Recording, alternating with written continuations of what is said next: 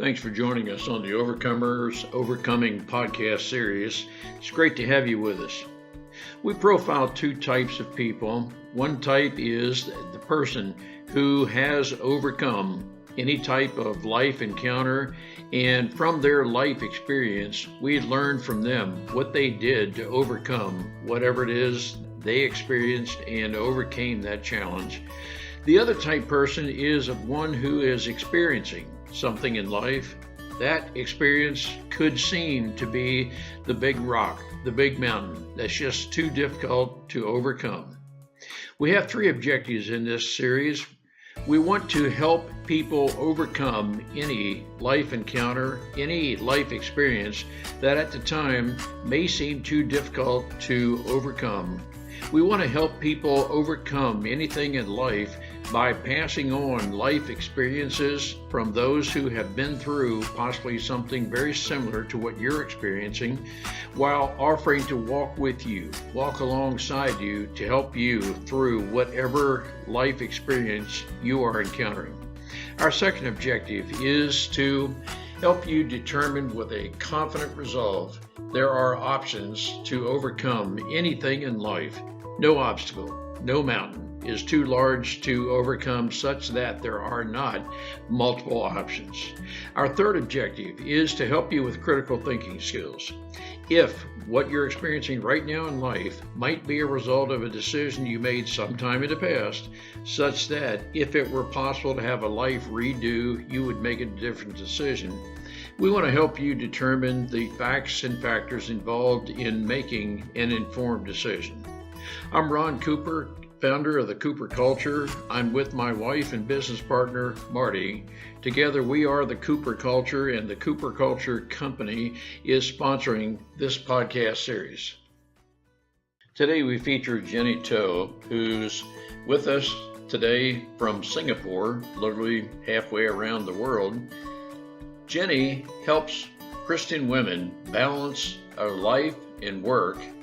Jenny is a recovering attorney who has discovered new purpose in her life, and she's helping women to repurpose, reprioritize their life to find harmony, develop harmony between life at work, life at home, and many women are benefiting from Jenny and her help as a coach through the International Coaching Federation to define and refine purpose and priorities. Marty, what are some takeaways our listeners can learn from Jenny?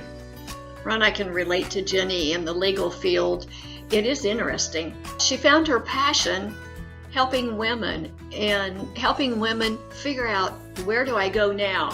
Because one of my questions was, you're retired, you enjoyed your job, where do I go now? And the way she explains how you find your passion or how you find what is really your heart is great. And I appreciate her doing her coaching and helping women. Let's listen to Jenny and her approach to helping women, but it applies to everybody, find harmony in life. Jenny, thank you so much for joining us. Because of the technology of the internet, you are literally halfway around the world in Singapore, and we are talking to our audience from Maryland. It is great to have you, Jenny. And Jenny, for our listeners, you are a certified ICF coach. You help women balance their work and home life, and that's going to be a very interesting topic to discuss today. Welcome aboard, Jenny. It's good to have you with us. Hi, Marty, and hi, Ron, and thanks for having me. It's actually International Coaching Federation. It's a non-profit organization that ensures the coaches who are trained and credentialed by them are of a certain standard. So as you know, Ron, anyone out there can call themselves as coaches. I would like the industry to move towards having higher standards and being more regulated. I think this resonates with me because my first career is in law, so it's a very regulated profession. So when I moved into coaching, I was quite surprised that, okay, there are no rules here. So I took pains to train as a ICF coach because they have strong code of ethics that I adhere to. But yes, that's just a bit of the background. That's good. Thank you, Jenny. Talk to our listeners, Jenny, about a balance, or what is it you see that some introverted Christian women have a challenge, if that's the correct term, balancing or finding the right mix of work and home. I think in this day and age when everything is so fast paced and women, especially, I'm not saying men don't, but women especially, we take on a lot of responsibilities and we wear multiple hats. So a lot of women have jobs and they might have multiple jobs and run businesses on the side as well. They have a family or they take care of their parents or they contribute to community work. So there are so many things that they are juggling. So when you're thinking about balance, it's quite hard to see how that takes its form because women also have a tendency to put themselves last. So they'll put everyone else first, and before you know it, they don't have time for themselves. And I like to remind people that it's important to put yourself first in some situations because you need to take care of yourselves before you can start giving to others. So I think before we did this recording, you were saying that, okay, what about work-life harmony? I think perhaps that's the term to use, or even work-life integration, because work integrates into your life, and your life has elements of work in it as well. So it's quite hard to say, when I leave work, that's it. That's where my life begins, or when I have my life, I don't work. Especially now when everyone's working from home, the lines between work and home have really blurred. I appreciate what you just said, Jenny. And yes, Marty and I do try to practice in our coaching as well, help people create harmony at home, the workplace, and if you go to church, the harmony with the church. When those three are aligned in harmony, it's our belief and practice that there's virtually nothing we cannot overcome. Is it pretty much typical with women that, let's say, the larger percentage of women will place others above themselves kind of thing? Is that just a somewhat of a general trait of a female? I have to be careful here because if I say yes, then everyone's going to say, oh, okay, Jenny's generalizing too much. So because, Ron, we are all individuals, so definitely we all have different priorities in life. But with the clients whom I'm supporting, there is a tendency of them forgetting that they are still in the equation. So, women I coach have careers, are high performers, have a family. They also play the role of the dutiful daughter, the sister who's always there supporting her siblings, the best friend to a lot of people. And there is this team that finally, if I ask them, so what's happening to you? For example, I use your name. What's happening to you, Marty? How are you enjoying, the moments for yourself? And they stop because it never occurred to them that they should put themselves in the equation of all these activities and all the people in their lives. So I wouldn't say every woman would put themselves last, but from my coaching experience, the majority of the women whom I've coached seem to forget themselves. They're very selfless in that sense, and they don't realize that by giving and giving, they are actually giving from an empty cup eventually if they don't take care of themselves, whether it's physically, whether it's mentally, whether it's emotionally. Thank you for that, Jenny. And for our listeners, I want to try to be certain I'm not trying to overgeneralize, and I'm certainly not trying to categorize or stigmatize women. I'm not trying to do that at all. But I do like your term priorities. I'm not sure that from my personal experience, I don't know that women have a larger problem than men with priorities, but I'm very interested in your perspective, Jenny. If we do not have our priorities defined, is there an aspect of being distracted? I know there's some of us men who chase shiny objects, so to speak. If we don't have our priorities aligned, if they're not almost in writing, do we sometimes tend to drift and be easily distracted? Yes. That's true, and also a tendency to be overwhelmed. So I think you will be familiar with author Stephen Covey.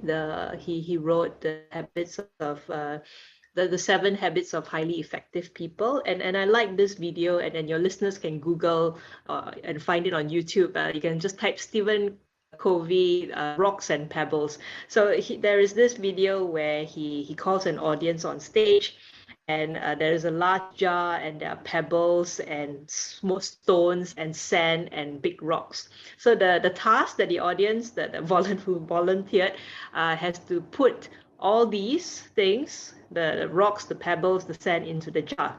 So naturally, people put the sand in first, and they try and stuff the small stones and the pebbles, and then after that really push down the rock, and they find that it's impossible to put everything in that glass jar.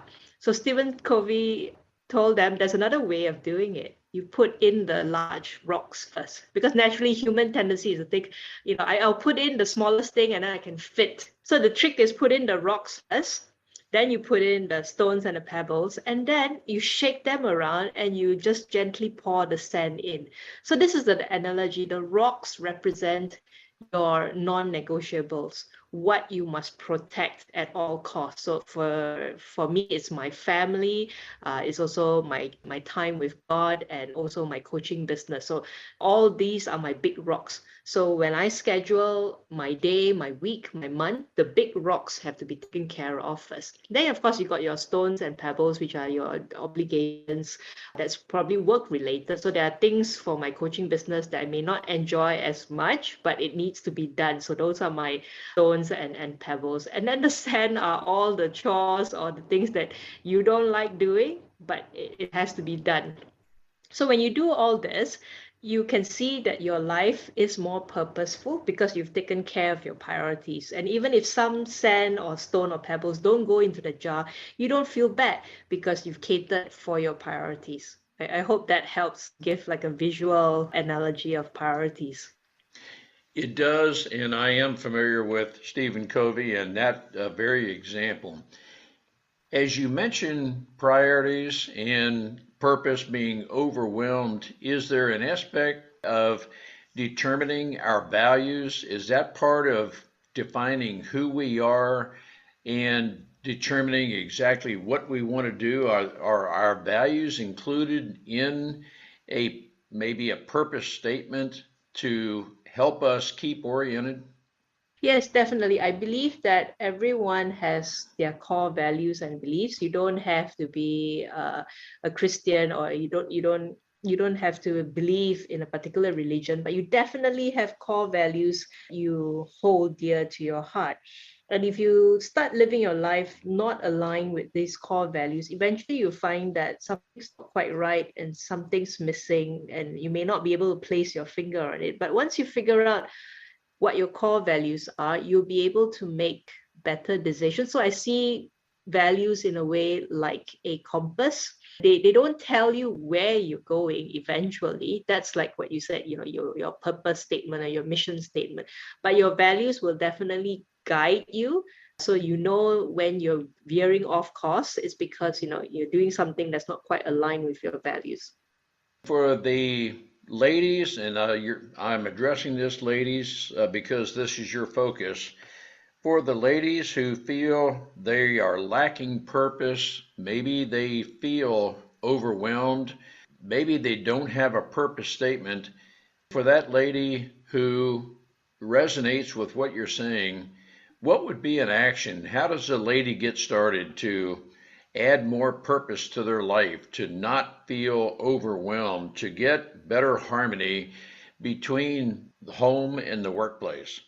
Well, when I'm thinking about values, I'm not thinking about big words. So normally I take my clients through just a simple exercise, just to write down, a single word or two about what they really hold close to their heart. I mean, it can be as simple as the word love.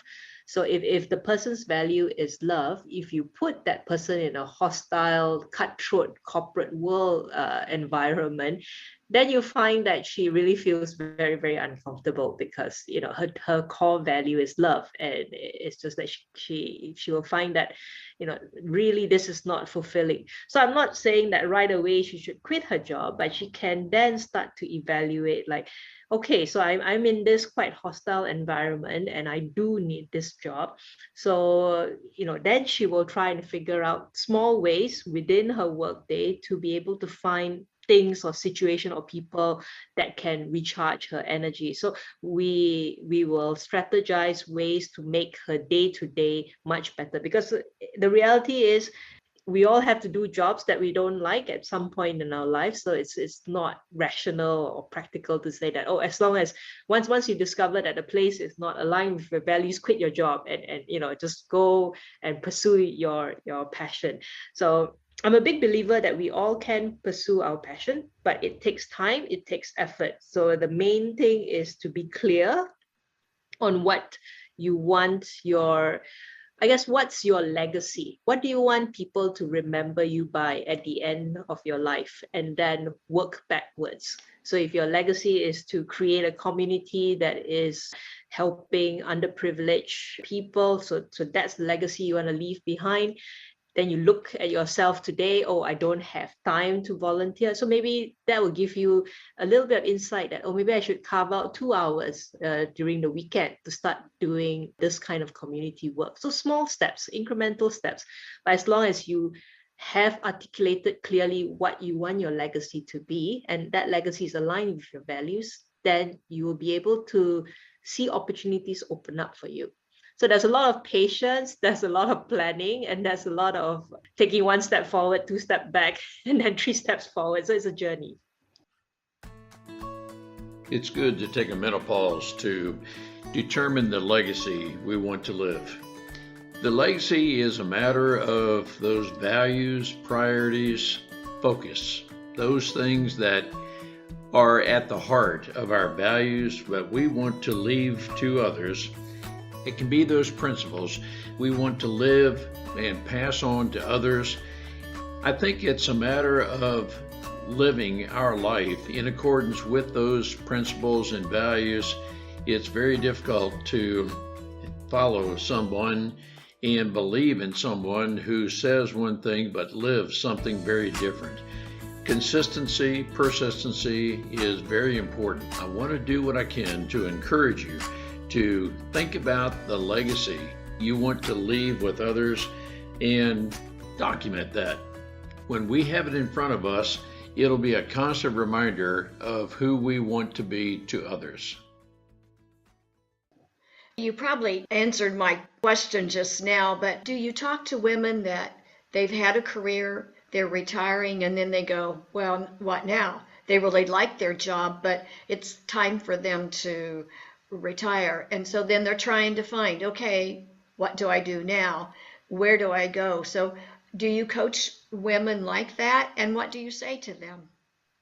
They are not the majority of the demographics for my client, but coincidentally enough, you should ask that, Marty. So I have a new client exactly in that situation. She's about to retire from her corporate job, and she loves empowering younger women. So we are now working with her to come up with a mission statement for creating this community for women. So she has an idea what type of women group that she wants to reach out to. So we've started that journey. So again, it comes down to, why does she want to help that younger woman, and what is the legacy that she's leaving behind? So she's getting really energized by it, but she's still in her corporate job. So we are now laying plans, like, who does she need to speak to? What resources does she need? What ideas? Who can she get on board her team? Because it's about, if she's creating a community for herself, she will also need her own support network. So there's a lot of elements to it, but I can see her getting excited when she started thinking about her mission statement. For the lady, and this could apply to men as well, who believe in Jesus Christ as their Lord and Savior, Each of us is endowed with spiritual gifts. Jenny, what I'm leading up to is in maybe redefining or defining our purpose in life and adding priorities and so forth. For the spiritual people, would defining a purpose also include knowing your spiritual gifts? And does that help align our values, purpose, priorities in everything I believe you're advocating? Yes, and you hit the nail there. That's why I transitioned from being a lawyer to a life coach. It doesn't make sense in the secular world. I mean, when I first thought of the idea and told my husband, he said, "Why can't you just keep it as a hobby? Why do you need to do this as a career, as a profession? Because I've got a good job and I've got a family to support as well." So it's the calling that I have in me. The Holy Spirit has put this desire to be a coach, to reach out to people, especially women, and to support them. And I didn't follow this calling right away. Yeah, I was probably called several years back, but I resisted it. The rational mind pushed it away. And like you said, it takes a lot of time to wrestle with God and also to discover what your gifts are. And I know God has really given me this gift of empathy and this gift of really being able to truly listen to a person's heart. What is not said, but I can empathize, I can hear that the longing of that person's heart. And I believe that this is one of the gifts that God has given me. And it's because of that, and after much prayer, that's why I started my coach training, and then eventually starting my business in 2020 as well. So I'm not saying that it's an easy journey, but definitely with that conviction that this is what God wants me to do in this phase of my life, is kept me grounded despite the challenges.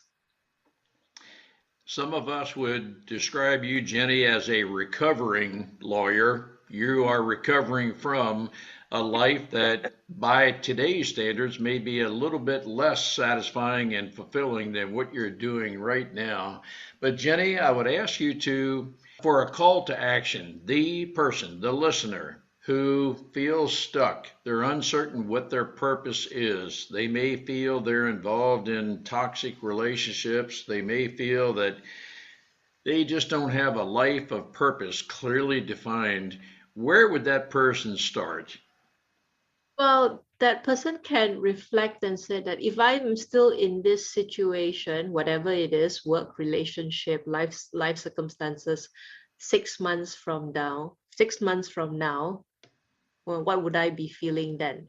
I think that's when the person realizes how deep the situation is. I mean, if the person says, okay, 6 months from now, I'm still here, I'm still fine. Yeah, it's just a bit of a thorn at my side, I can still carry on. Then maybe, you just need to make small changes. But if the person realizes that they can't even go on thinking about being in the same situation next month, then you know that the pain is really real. And that's when you start having that awareness. But awareness alone will not get you out of the situation. It's then to realize what's within your control that you can start making changes. A lot of us feel that we often say that, oh, I've got no choice, right? But the fact that you say that you have no choice, you're already making a decision. There are always choices. I mean, difficult situations, yes. If you can't change externally, you can look at the situation with a different mindset. And that takes a lot of discipline to be able to do that. So small steps, first ask yourself, if I'm in this situation 6 months from now, what would I be feeling? That really crystallizes how urgent the situation is. And if it's urgent and you need to change it, I would say reach out for help. I'm not saying necessarily you need to reach out to a coach. Sometimes people need to get emotional healing first. So possibly reach out to a counselor, or if you are in a church, you might want to talk to your pastor. But basically, don't suffer in silence. Reach out for help. And there is no shame in asking for help. Thank you for that, Jenny. Do not suffer in silence. God created us to have relationships. We function best when we are working together. One of our objectives in this podcast series is to let people know we are in this together. We want to walk alongside those who may be experiencing a lot of what this episode is about, that if we're not living a life of harmony together, we can help everyone determine a harmonious life. For those listeners who would like to maybe work one-on-one with you, is that possible? And if so, how would a listener connect directly with you? Oh, it's definitely possible, Ron, because we are talking, right? So I know we are like 12 hours apart, but with technology and just, adjusting adjusting our calendars to suit each other, I can definitely help people anywhere in the world. And I do have clients located in the US and other parts of the world as well, and even here in Singapore. So do check out my website, which is www.riverlifecoaching.com.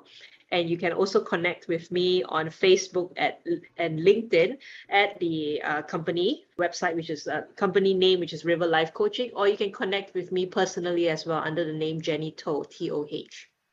Jenny, thank you. On behalf of our listeners, we want to thank you for your reaching out to help people live a harmonious life. I can tell you that Marty and I, 53 and a half years of marriage, have a very harmonious marriage. We know what it is to be both out of balance, in balance, or being in a workplace where there's harmony and where there's not harmony.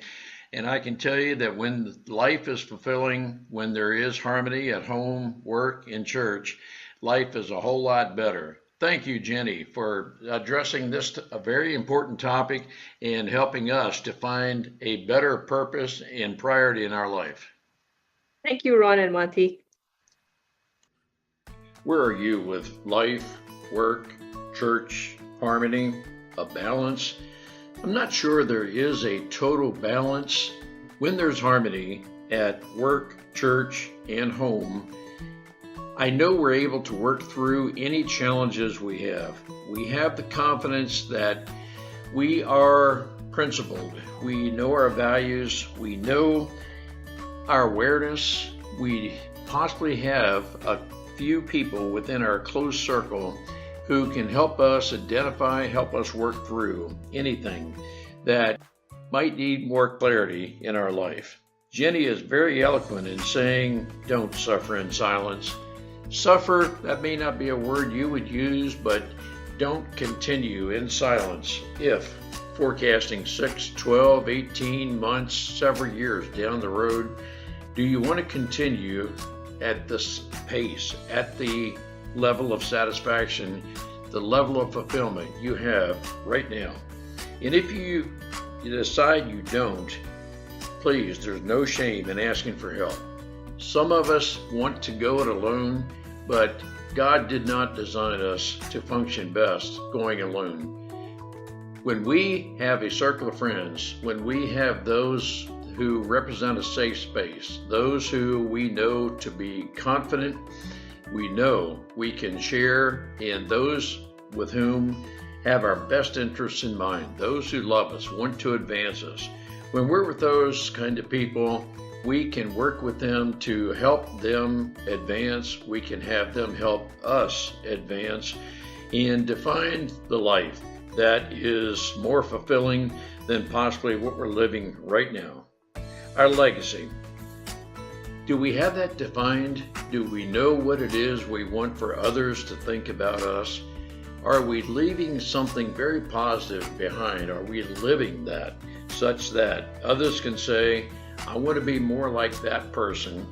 And as I say, I want to be more like that person, Jesus Christ is the person through whom, with whom we want to model our life. But many of us see Christ working through others.